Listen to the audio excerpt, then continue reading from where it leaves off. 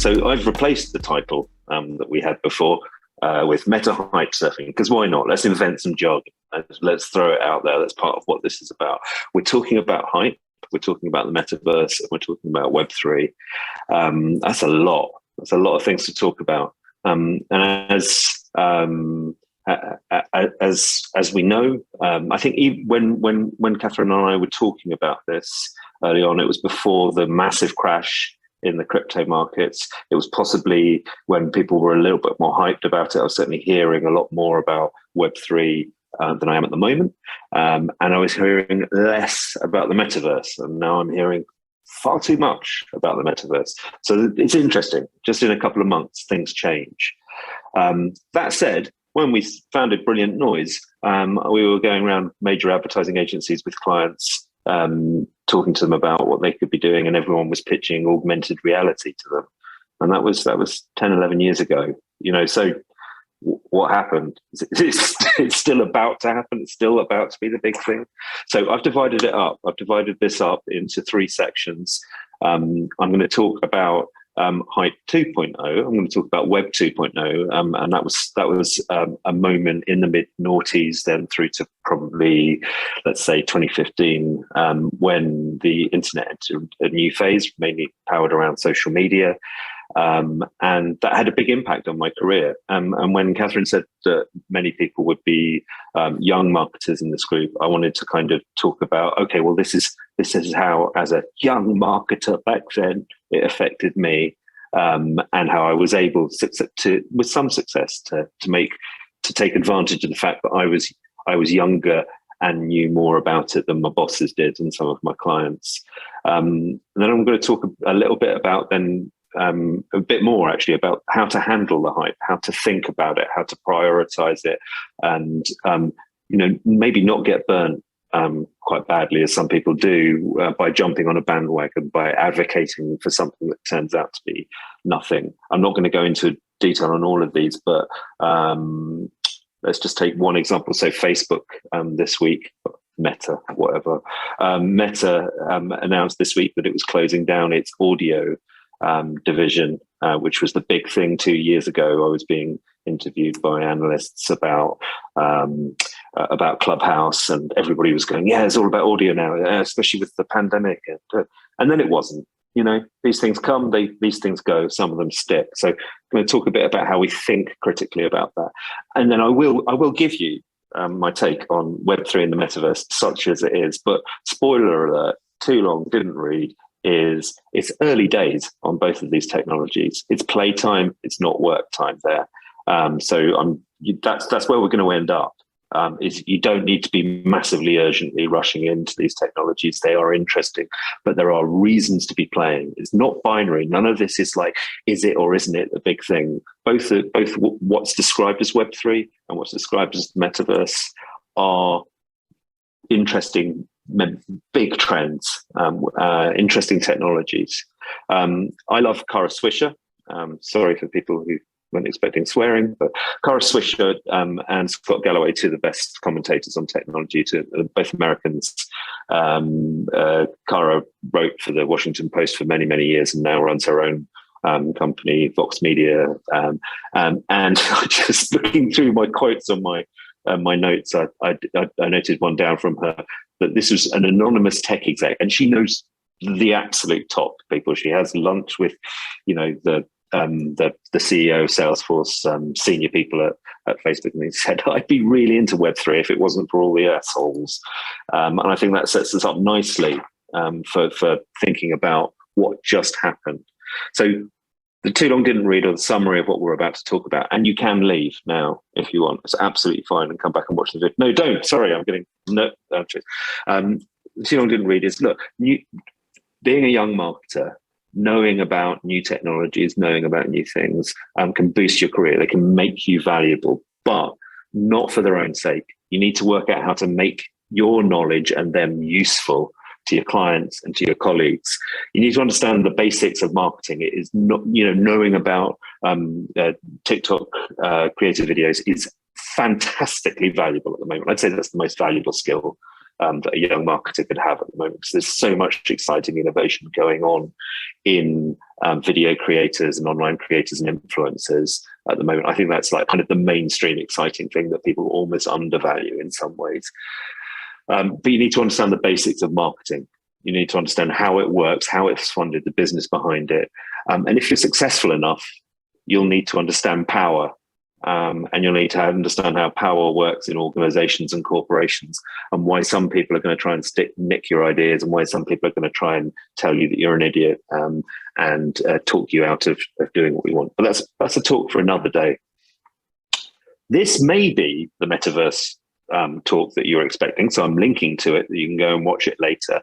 It's a lovely talk. I was lucky enough to be at my first marketing conference since the pandemic in Athens, the World Federation of Advertising in April. And this is David Jones. He's the head of a really impressive company. It's basically a kind of private equity backed group that has bought agencies like Oliver and Gravity Road and is forming them into Brand Tech Group. And he did a lovely talk all about like, the metaverse is amazing, and he put on a baseball hat and then jumped into the metaverse and walked around the Oculus with the Oculus and all of that sort of thing, and talked about why it was so wonderful, and then told you to watch out a bit. But there was a lot of talk at this conference, and this was like the CMO of Unilever was there, the CMO of MasterCard was speaking. This was some of the top marketers in the world, and a lot of them were talking about the metaverse. Actually, a bigger issue for all of them was sustainability, environmental impact of marketing and things. We'll get back onto that later. But metaverse was right up there as a topic, surprisingly prevalent. So I'm not going to go into detail on all of this. I am going to talk about what I think of those. But Web3, let's just be clear about this. It's Web3, not Web 3.0. It's been invented by a venture capital firm called Andreessen Horowitz in Silicon Valley, who are very smart, but they are on the side of money. They're on the side of investment. They've grouped together some technologies around the blockchain, like cryptocurrency, crypto, NFT, non-fungible tokens. If you don't understand these things completely, don't worry. Very few people do. It's a moving target. Do get into them. Do write your own definitions of them, but these are basically what we're talking about. You might want to screen grab this now so that don't get jargony later on. And the metaverse, what is the metaverse? Well, you know what, like the coolest people, there are a bunch of people in this building where I work, Plus X, Make Real and Hatsumi and other people who are experimenting with virtual reality and augmented reality, as there are over at the Fuse Box in New England House, working with this, and none of them called it the metaverse until maybe last month. The metaverse, or a metaverse, is a term which Microsoft kind of co-opted from an old book by Neil Stephenson about virtual reality, and then Facebook decided that it was their future. And by the way, don't look at all of the toxic and possibly suable things that they're doing in social media. Look at Meta. Look at the metaverse that they're doing now. So metaverse suddenly became a term, and let's just follow the breadcrumbs, follow the money on this. Facebook is part of a duopoly of advertising giants in the world. Google and Facebook have hoovered up huge amounts of money from publishing and advertising and become trillion-dollar companies on the back of advertising in search and in social media. And so when they say something is true, that something's going to happen, then there are a lot of people who have a vested interest in backing them up. And we'll come back to that as well. But that's why you suddenly hear about the metaverse. It's because they decided it was the next big thing. If you talk to the cool kids, and I think you should, the cool kids talk about VR, virtual reality, AR, augmented reality, when you layer stuff over the world, or XR, which kind of summarizes both of those things. So metaverse is, don't get hung up on words though, is one thing I'd say about trends. I mean, I remember when social media was becoming a thing and people were talking about, is it socialized media? Should we call it social media? Is Twitter social media, for instance, when that came? You know, people get very het up about the words. The words will be will mean what everybody decides they mean. And it's not necessarily up to even the experts or the early adopters. But at the moment, these are the terms we're dealing with. This is a still from a scene in a wonderful episode of an Apple TV series, which is a bit like Black Mirror, called Raw. And it's a scene from The Woman Who Disappeared. And this is a novelist who's selling her story to a film company, and she's wandering around, and there's lots of executives who are actually more obsessed by virtual reality. And I just love this in all sorts of ways. I love the program, but I love this image as well. I can't get it out of my head when I think about the metaverse at the moment. Is a bunch of executives wandering around with headsets on. Well, the real creator is looking at them utterly bemused. But there's also a thing here of in the kingdom of the blind, the one-eyed man is king. One-eyed person is king, more correctly. Nobody knows. The famous quote from William Goldman, journalist, was, "Nobody knows nothing about what's about to happen." And as my colleagues on here from Brilliant Noise will know, I said that a lot during the pandemic, but it's always true. There's lots of people who will confidently tell you what's about to happen with tech and marketing, but they don't know.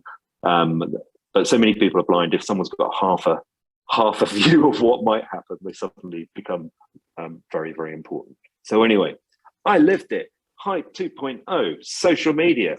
I'm not going to go on for a long time about this, but I'll save it for the memoirs. But I made a lot of capital in my career by understanding relatively early that social media was going to be a big thing, and that Web 2.0 was going to be a big thing. And it helped me a lot. I was in PR at the time. And I quickly moved into working for a search firm, Spannerworks, which became iCrossing. It took me around the world. It introduced me to interesting people. Definitely benefited from having spotted something early. But one of the things, as a young marketer, to bear in mind is Douglas Adams, who wrote the Hitchhiker's Guide to the Galaxy. This is why your understanding of something like TikTok or something like augmented reality or crypto, the fact that you feel a bit more comfortable with it than people who are older, is important.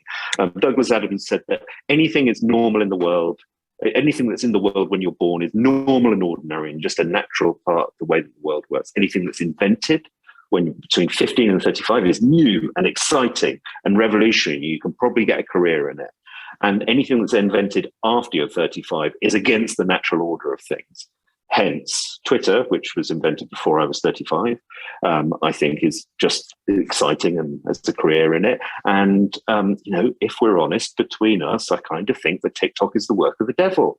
But I'm struggling. My whole, I'm significantly older than 35 now, but I still love technology. I still love things. A lot of my personal battle at the moment is trying to overcome that my hatred for anything new. But he's absolutely right. Anything after 35 is just weird and odd. So you have to kind of fight against those urges. But anyway, back in the day in 2005, when I decided social media was a really, really big thing, I was touting around graphs like this. Apologies, it's pixelated. It's because it's from the ancient past. But basically, it's a graph of exponential growth of something called weblogs. And literally, that's how everybody talked about them at the time. I hear you have a weblog, blogs. And then 2005, so this is like the year before, I think, where are we? It's the year before, it was the year that MySpace got sold. Do you remember that amazing social network? It was sold for $500 million, which these days would literally be the lawyer's fee for a deal, buying something like Instagram or something. But it was a lot of money at the time. Facebook was a year old. It had 4 million users. Twitter was about to be launched the next year. And a year later, 2 years after this, the iPhone would be launched. But none of these things were popular then. They still looked like toys. They still looked like the things that were just for geeks, just for people who were interested. But I worked in public relations, and I sort of suddenly understood after I'd looked at it and played with it for a while that it was a revolution. In fact, it was a revolution that was like there was no parallel with it, with this suddenly everybody being able to print, everybody being able to publish. There was no parallel comparable to it since the 1490s, since the invention of the print revolution. So I followed my instincts on that and read up on the print revolution, and the parallels blew my mind. The print revolution changed commerce, it changed religion, it changed power, it changed people's brains, because suddenly they were able to read and write. Even the idea of alphabetizing, the idea of indexing, the idea of cross-reference, the idea of truth. A lot of these things came out of the print revolution, or that they were changed by that. So I took that idea and I ran with it, and it turned out to be good. I had that story. I kind of had a stump speech deck about, look, this is going to change everything. It doesn't matter whether weblogs are going to be the thing, but it's going to be interesting. And isn't it interesting how you can look at things on the internet in a different way? So I was given the opportunity to work with a developer, and we built a tool.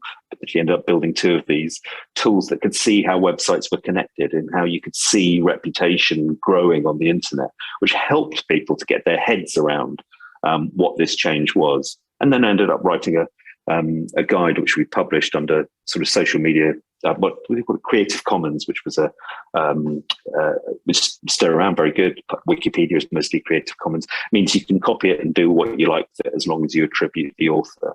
So we wrote a guide when I was working at iCrossing called What is Social Media? Because there was no dummies guide. There were no definitions of it. People were still arguing about what it even was.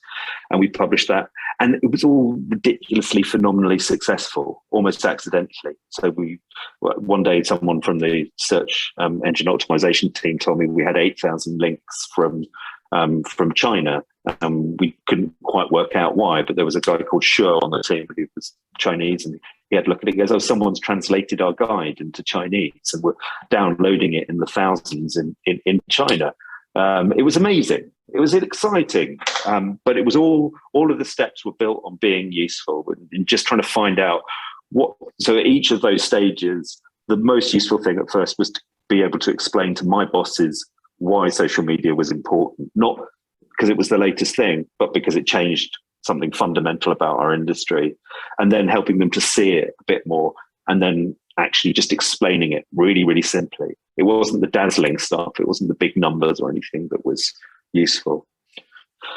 That's the end of my war stories. I'm going to get into the practical tools now. Let's have a look at it. How do we handle hype? How do we think about trends? This is a quote you'll see a lot. You might see that Douglas Adams quote a lot. I agree. This is one of those kind of PowerPoint bingo slides, but it doesn't make it any less valuable. It's a beautiful insight that people often overestimate what will happen in the next 2 years and underestimate what will happen in the next 10. I think if you look at Web3, you look at crypto, you look at NFTs, you look at distributed corporations as an idea, it's going to be huge. But in the next 2 years, we don't really know how. We haven't really found use cases that everyone's getting excited about. Same with Metaverse, but we'll come back to that. Interestingly, of course, this sounds incredibly visionary, but I think he wrote this in a book in 1995, when at the time Bill Gates was saying that the internet was a fad. The internet was a fad. That was Bill Gates. He had to eat his words, obviously. He thought there was going to be something called the information superhighway, which would just connect people up, and you'd pay money to Microsoft for each web page you loaded. Can you imagine? But that's smart. One of the smartest guys on the planet. But anyway. So one of the first things I think to say about trends and things is that just because you're right doesn't mean you're going to get lots of credit. Just because you see something like you have this insight and you've read up some books on Metaverse or Web3 and you think it's the latest thing, doesn't mean that you're going to get any value from that. Quite often, I mean, some of the things that I understood about social media, I then tried to apply in a search agency, and my bet was that Google would be rewarding earned attention more than it would kind of people gaming the system, which was going on a lot of the time. There's lots of black hat SEO techniques, and I was absolutely right. Of course, I was way too early. It was not time to switch over to that. It was a good few years until the Panda update came along, if you're an SEO fan. Good few years before that happened. I was early, which, as they say in Silicon Valley, is the same as wrong. It made me look foolish. I misinterpreted and then became overconfident because I'd been right about some things. Just because you're right, you don't really know when it's going to happen. When change comes, when big change comes, it happens. This is the famous Hemingway quote about going bankrupt, but it happens gradually and then all at once. Things seem to shift under the surface, and then suddenly you've got a big change. Suddenly there's 1 million apps on the App Store. Suddenly there's a million blogs. Things grow at an exponential rate. It's been bubbling away in the background for a long time. AJP Taylor, the historian, I'm a historian, but I studied history at university, so that's why I keep on going on about history, but it's my frame. But empires are always at their most glittering, always look at their most powerful just before they fall. And then just lastly, there's a quote. You might not be able to persuade people that you're right either. George Carlin, who's a dead but very brilliant comedian of the counterculture in America. I heard him quoted the other day by Richard Dawkins. He said, George Carlin always said that, imagine how stupid the average person is, and then think half of people are more stupid than that. You know, it's just because you're right doesn't mean anything. That's the big thing to know about suddenly realizing what the future is or getting on a trend. People won't thank you for it. You won't necessarily be rewarded. Smart people get stuff wrong all the time. We mentioned Bill Gates. That should be enough. But QR codes, I mean, you have a QR code on your person at the moment. I think there's one at the end of this slide. There was a time, literally only about 7-8 years ago, when the most fashionable thing you could do as a designer or as anyone who knew about the web is tell people what idiots they were for going anywhere near QR codes. This is a still from something called WTF QR codes. There was another one called people looking at QR codes in the wild, which was blank. Huge joke. Everyone loved laughing at QR codes. And then they shut up about 3-4 years ago. And now, I needed one to get into France when I went there the other week on holiday. You know, then suddenly they're everywhere because they became boring, because they became useful. So smart people aren't. And the guy who ran this Tumblr, by the way, is one of. I'm not going to name names, but you can do the search. Incredibly bright, invented atomized CMSs. Super influential, and we were all laughing along about QR codes, but they turned out to be absolutely the thing that was important. Around the same time that AR was very popular as well, and that's still nothing's happened to that. So look, what you need is critical thinking. What you need is to be not dazzled by the hype, but to try and dig into it and find out what's really going on. And this is one of my favorite ways of doing this. The physicist Richard Feynman, I'm not very good at physics, but I do like him. His writing's amazing about how you think. Look, the first thing is you've got to not fool yourself, and you are the easiest person to fool. And I'm sorry, but for marketers, that's doubly the case. We tend to be optimists. We tend to get excited about new things, and so do our clients. So it's very easy to fool ourselves that we understand something or that something's significant. And I've forgotten the name of it, but sorry, I'll put it in the notes later. But there's a lovely 3 questions that you can use for reflection and for thinking about things that I now use all the time when I'm trying to understand something, which is what is it? So Metaverse? What is it? It's this virtual reality thing. So what? Well, businesses are going to be able to build malls in there, and people are going to spend lots of time in there. Are they? Are they really? So what should I do about it now? Oh, well, you should definitely invest. Really? What return am I going to get?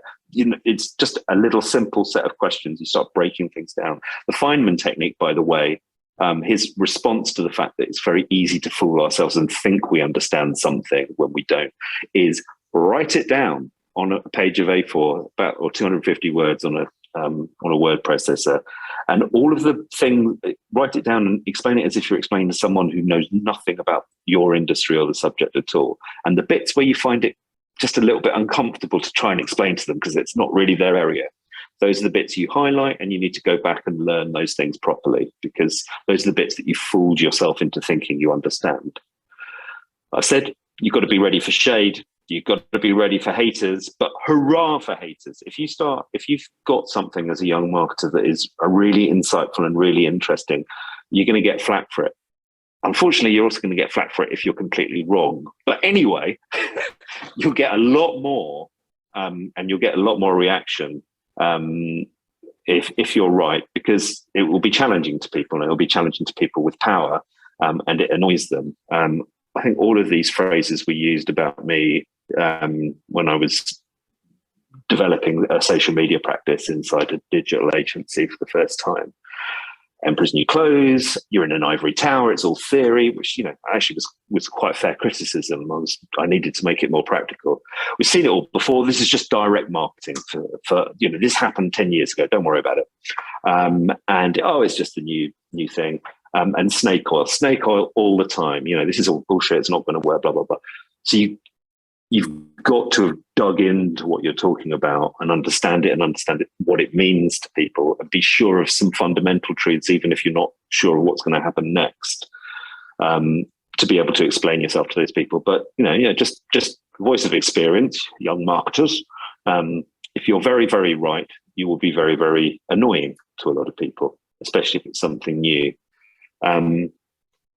So you will be wrong as well. That's the other thing. This is the other trap that you fall into when if you found something that you can talk about and that you can represent and you can make good progress with, is you get a bit overconfident and you'll be wrong. Did I make some things? Oh yeah, stuff I got wrong. I made a list. Stuff I got wrong, hilariously, because remember, weblogs was where I started. I thought Twitter, which I was the 13,000th person to sign up for Twitter, it was very small for a very long time. But in those days, I was so interested in all signing up to everything. I thought it was for lonely people, for freelancers, because I could chat to people in the office, and people on Twitter just kept on talking about what their cat was doing. I was very wrong about that. I thought that Facebook was the nursery slopes of social media, was how I wrote about it at the time. I thought mainstream people will try out a bit of Facebook, and once they're more confident, they'll move over to blogs. And no, I was wrong about that. Facebook was the future, so it's very easy to get the fundamentals right and then a lot of the details wrong. I think what a lot of people got wrong, and I think even like much more recently, I think like 2011, 2012, remember the Arab Spring, and a lot of people were still feeling very, very optimistic. We'd seen Obama elected, partly because of a very technologically adept team, a very data-aware team. And we thought, this is a force for good. Good things happen because of social media, because everybody has a voice and everybody can connect with everyone. And the Arab Spring seemed to be a part of that. We were wrong. There's a beautiful, I forgot to mention this, there's a brilliant book called Uncanny Valley, which is written by somebody who works at companies in New York and then LA. It's her memoir, and she doesn't talk about anybody by name, but it's probably GitHub and probably HubSpot she was working for. And it ends in 2016 when she and her friends have taken time off from work to campaign for Hillary Clinton. And they're on doorsteps in Phoenix, and everybody's in favor of Trump. They've been in Silicon Valley and they haven't realized what their technology was doing. So, you can be wrong. Anyway, this is for those of you, some of you will come across this, but I don't think you can hear it often enough. This is a great way to think about how you understand things. So you've decided to become an expert in Metaverse or Web3 because you're fascinated by it. You will start off knowing nothing, and you'll have no confidence. And then very, very quickly, you will discover a lot of things that make you go, oh my life, this is so fascinating.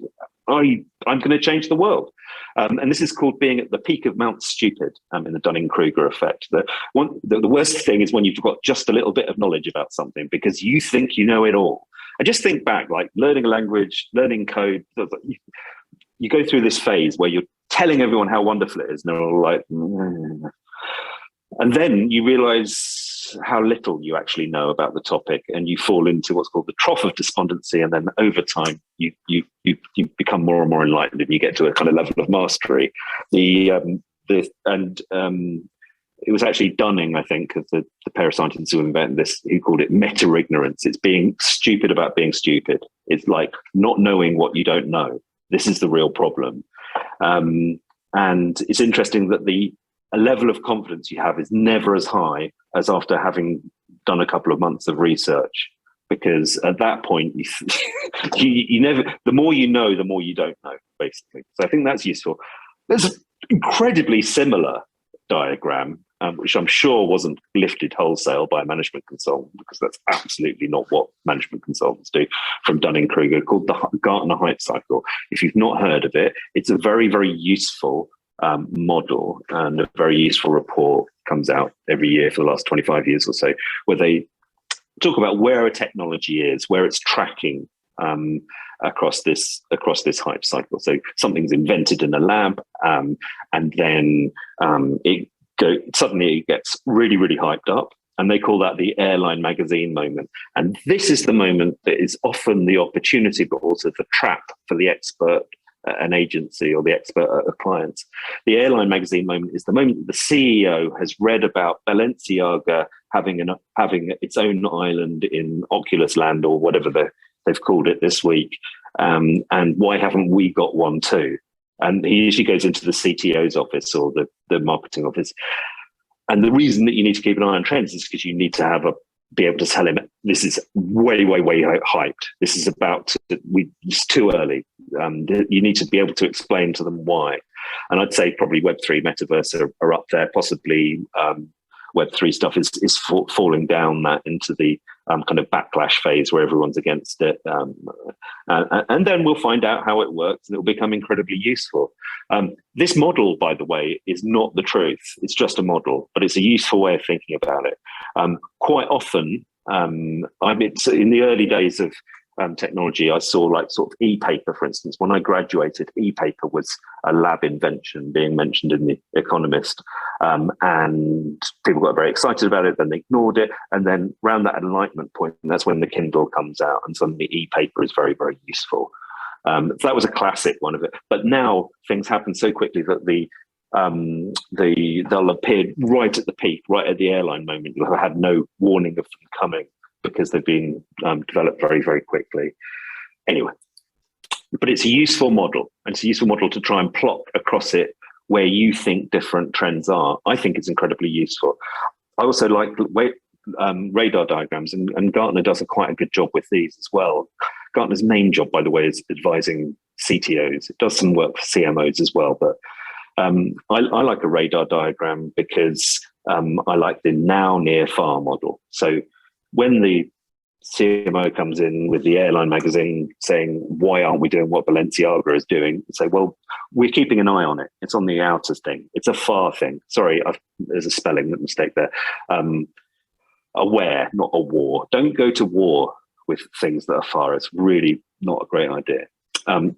Things that are now are things that we should be doing. Things that are near are things that we should be learning about and getting ready for. And things that are far, be aware. Maybe read a bit about it, but not just budget. You have a limited amount of attention to divide to all of these things. So if you're putting all of your attention on stuff on the edge, well, you better be a futurist because otherwise you're not getting your day job done.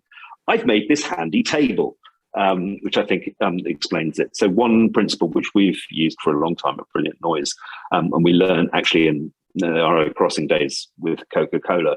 Coca-Cola has, who are, one of the best marketing machines in the world, always learn something from working with a brand like that. But their approach to new technologies was 70-20-10. So we will spend 70% of our marketing budget on stuff we know works. We know that ads on TV work. We've seen it work before we've proved it. They'll spend 20% on stuff that seems likely to succeed. I actually struggle for an example at the moment, but maybe maybe that would be kind of some more of the more innovative TikTok or creator collaborations there, not just buying ads, but doing interesting collaborations there. It looks like it's succeeding. We need to invest in this to work out whether it does. And the 10% is speculate. Knock yourself out. Go and do something crazy. I think back in the day, that was things like they bought a stake in Spotify, not because they knew what was going to happen, but they thought like that might work out. Let's try it out. We might learn something. You've got to think as a marketer all of the time about two things. Your two currencies, even if you don't have actual currency, is your attention and your reputation. Those are your two valuable things that you have as a young marketer. You need to make sure that you've mastered the basics. You need to make sure that you're mastering what marketing is. Let's go on the Mark Ritson MBA, do a sim course, whatever, but make sure you understand marketing. Your 20% of the attention may be going to stuff that you need to learn fast and be on the edge of, and then 10% play. I said before, I think Metaverse and Web3 are in the 10%. They're over-indexing for marketers at the moment, and they're up at the agenda with sustainability in some ways in terms of the amount of attention they're getting. They do not belong there for all sorts of moral, important business reasons. They do not deserve the same amount of attention as that. That's the really important stuff that needs to be fixed. Also, still digital transformation, marketing transformation. Those things need to be fixed and fast. Probably a little bit behind schedule. That's okay, probably. Yes, here's a cautionary tale for you. I'll wait till I get sort of throat cutting things from Catherine, but here's a little cautionary tale for you. FT Alphaville, which is an amazing part of the Financial Times that you don't have to pay for. I highly recommend it. It does a lot on crypto and a lot on edge technologies, and their journalists are super bright.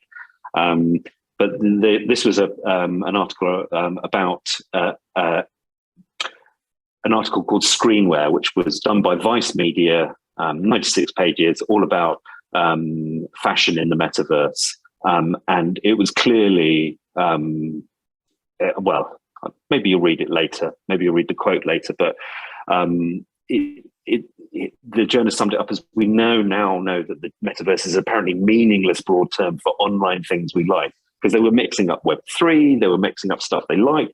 The data in it was absolute crap. It was like 87% of people have a positive attitude towards the metaverse. What on earth does that mean? Like, they asked people, how do you feel about the metaverse? Yeah, all right. Good, great. It means nothing. But more seriously, this is CTO of Accenture, Paul Doherty, who I've got a lot of time for. I really like him. But somehow he's saying that now is the time to stake your claim in the metaverse. Like, literally, like they're going to run out of it. And if you don't get in there soon, you might not have any. So they're trying to create a sense of urgency at Accenture. Why? Because Accenture sells consulting services and tech services. They want you to invest. This is, I think, hopefully you can all hear this. Welcome everyone to the Nth Floor.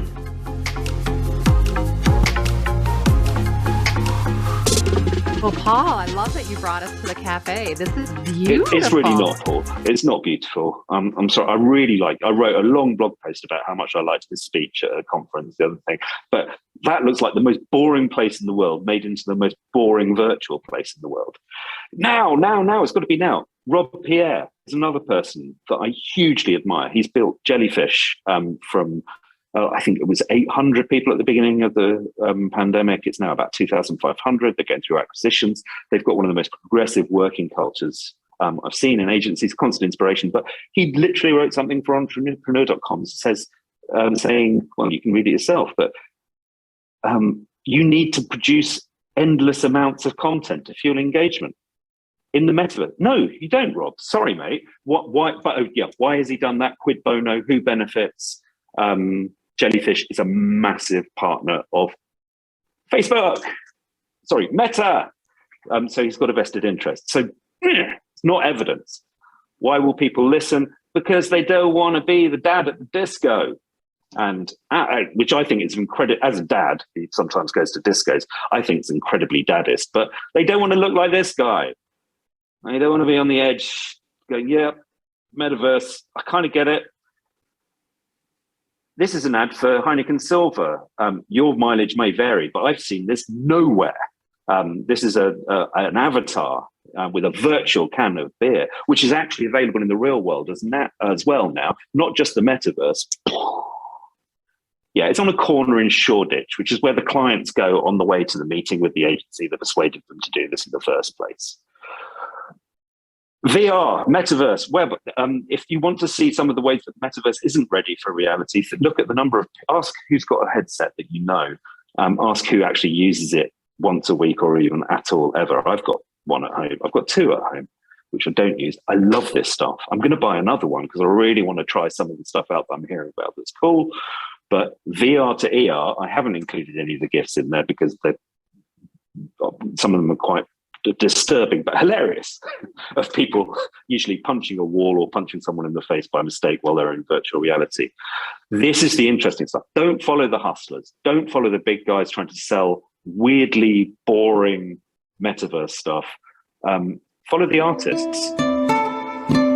This is a trailer for a thing called Eva Quantica by Magic Alvarez, which was put on by Lighthouse, part of the Brighton Festival. Beautiful, interesting, weird art. Make Real, a company in this building, Plus X as well. They're building like stuff to help people do really complicated tasks and try them out in virtual reality. So they're doing stuff for directed bin trucks or going up at dangerous pylons. They're coming up with practical solutions. These are interesting. These are interesting things. They're edge, but they're really, really interesting. Also in Plus X, Hatsumi, run by Sarah Ticho, prepared this amazing report for the NHS on how to use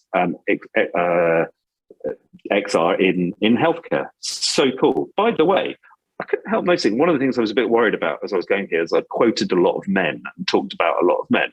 And then I realized, no, it's fine. Apart from the funny ones, most of the men I've quoted are talking crap. And actually most of the interesting stuff, the art and the innovations is coming from companies with a lot of women in them who will be the wave of what actually virtual reality becomes. That's a side note. Final word. I'm going to finish, but final word on the metaverse. I can't believe I'm quoting Gartner because I'm quite down on them a lot of the time. But when Gartner's talking to CTOs, they're saying they've got that radar and it's supposed to cover the next 8 years, and they're saying, metaverse stuff isn't the next 8 years. It's like a decade away before a CTO should seriously invest in this equipment for his firm. Whereas in marketing, we're kind of saying, yeah, now, we're going to end up with egg on our faces again. And Web3 final word from Kara Swisher. This is, and I think this is why I love her analysis so much. Pick it up in New York Times, Pivot podcast, I can't recommend enough. But like her and Scott Galloway were talking about like the market crash and people losing billions, some people losing all of their money as crypto went down the tubes.